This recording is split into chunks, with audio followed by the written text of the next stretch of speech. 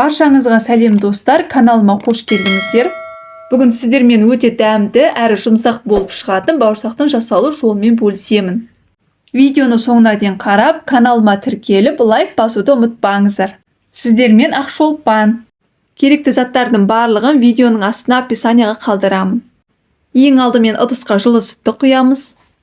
Сонан соң ашытқыны саламыз. Оның үстіне сұйық майды құямыз. Қантты саламыз.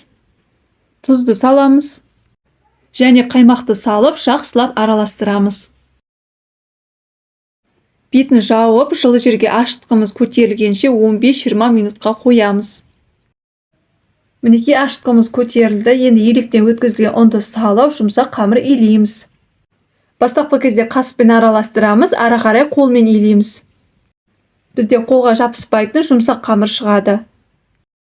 Қамырдың бетін жауып, жылы жерге 1,5-2 сағатқа қоямыз. Дайын болған қамырды алып, ұнымызды сеуіп, жұқа етіп жаямыз.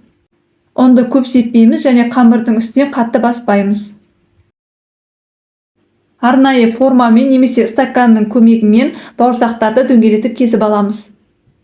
Арасында қалған артық қамырларды қайтадан бауырсаққа пайдаланамыз.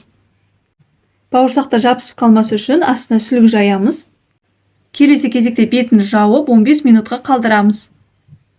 Енді қызып тұрған майға бауырсақтың барлығын пісіріп аламыз. Бауырсақтың ортасы толықтай піседі. Бауырсақ қазақтың ұлттық тағамдарының бірі. Негізінен еліміздің әр өңірінде бауырсақты түрліше дайындайды. Мінекей барлығын осылай пісіріп аламыз. Бауырсақтарымыз дайын.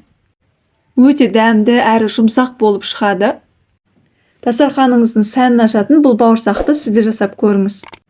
Осы видео ұнаса достар, каналыма тіркеліп, лайк басуды ұмытпаңыздар. Сіздермен болған Ақшолпан.